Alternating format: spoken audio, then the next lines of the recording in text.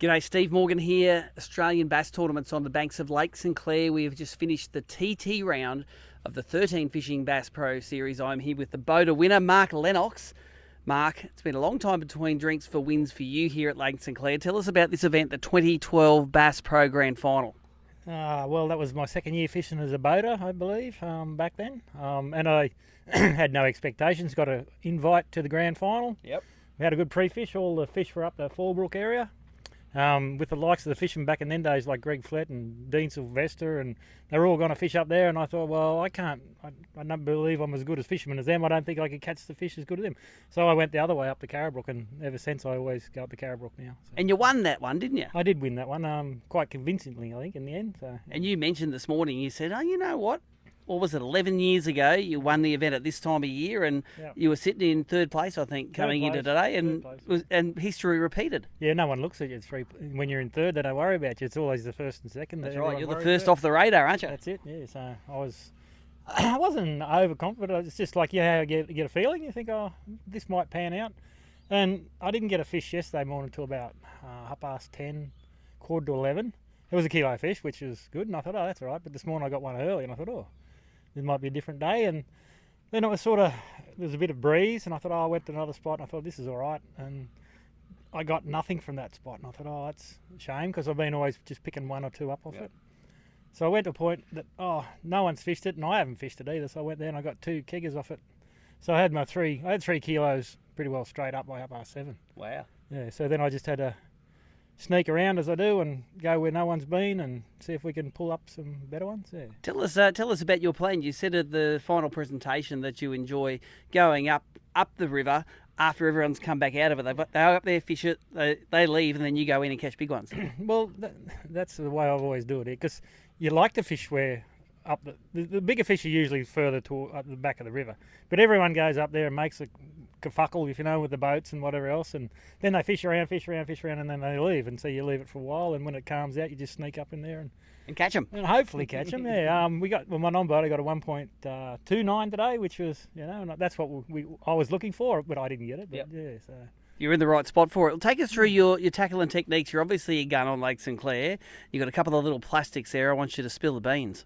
Yeah, okay. So, when we fished the AFC in 13 at Lake Gregory, I was paired with Al McNamara. And Al McNamara, as you know, he's won numerous events down here on the plastics, and he taught me to fish these tiny little plastics on 1/8 and 1/6 jig heads, skipping them across the weed, just let them hit the weed and give them a flick out of the weed. So since that coaching from Al, I've enjoyed that technique, and we haven't had it for I don't know how many years down here in the Hunter because of the drought and stuff, and then the dam filled up too much, but this year it's been perfect. And now it's leveled out. What's the plastic on that jig head? It's a Kitech Wasagi. Yeah, so I do just put a little touch of chartreuse on the tail, and that's your barra fisherman coming out in you. Yeah, and I put a bit of the fingernail polish on the jig head.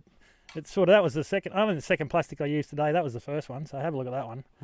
And I use them till they're beat up. If they're hanging on, I'll keep using them, because I reckon the fish think it looks more wounded. The bass thinks it looks more wounded, so it's pretty nasty. Yeah, so you won $3,100 on about $2 worth of plastics. Pretty well, yeah. So, yeah. Take us through your rod. You've got your custom duff rods there that you love and has caught you many fish over the years.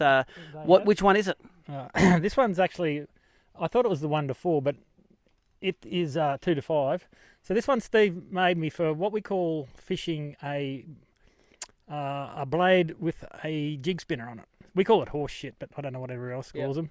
And it's got a bit of a tip, but it's very light, so you can feel the vibration. But I actually found it's pretty good for plastics as well, and I used it pretty well this weekend. Have a look at the tip up there, Steve. So, oh yeah, it's a nice light tip, and that's so you crack them. That's one for the archives, the sole. And the sole. So I bought 4 soles when I started fishing in 2009. I remember I used to do the brim and the bass, so I had 2 of the 2000s for the brim, and I had 2 for 2,500s.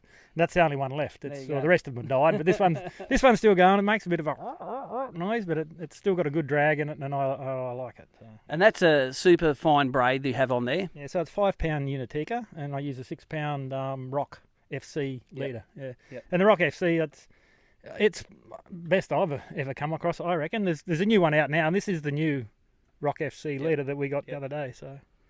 Yeah, so and I had them wrapped up in trees and stuff this over the weekend, and if I couldn't pull them out, it wouldn't break. It'd break at the knot. So like, it wouldn't break at the FG. Yeah, no, she'd break down here, and so I'm pretty happy with it. The 6 pound. Yeah. So. You've done very well. You've won bream and bass tournaments in the past, but what's your favourite species? You must be bass. Oh, barra.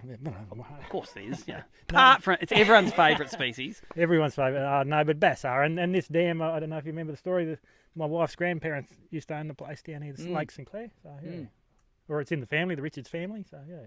And so it's got a sentimental place in your heart. You've won a grand final here now and a qualifier. I've won other qualifiers here as well, and I've come second and third. There you go. Over the years. So every time you see Lake Clair on the calendar, you're like, tick, I'm going to that. Yeah, tick. Yeah, tick. So I was glad to see it on the rounds this year and here as well. The time of the year, I thought, I remember that time. Yeah. How would you like to run another grand final here at some stage? Next year be fine, thanks. Yeah. All right, we'll talk to the boss about that and see what happens. This weekend would be great. Yeah. All right. You might have to bribe Nicole for that. Might get another season out of me, poor old fella. How old are you now, Mark? We'll be 60 in a couple of months. So, yeah. No, you've still got another 15 years of tournament fishing in you. If we catch up with Rick Clun. How old was Johnny Bryder when he won an event? He was over 70. 76, Johnny was, yeah. 76 when he won it. You got 16 years worth. He was That's right. Boon Doomba, yeah. Anyone you want to thank, mate? As I say, Steve Duff from Duff Rods, and my wife, Julie. They're travelling down. We've got a funeral to go to tomorrow in Maitland. So I'll probably stay for the weekend and have a fish whilst I'm down here. I wasn't going to, but excuses. Imagine how good this place is going to fish with no boats on it. And a bit of wind. And hopefully we get some wind over the weekend, and I reckon there'll be 1.4s, 1.6s. Yep. It's set up. All the fish they've moved out off the bank, they're just waiting for it to heat up a little bit, and they'll be straight back in, I reckon. Yeah. Well, that's it from us here on the banks of Lake St Clair, just to show you how calm it is here. It's 2 in the afternoon, and... What a terrible job. I see a ripple on the far side, but that's about it. That's where we go and fish, over there. Steve Morgan and Mark Lennox, out. See ya.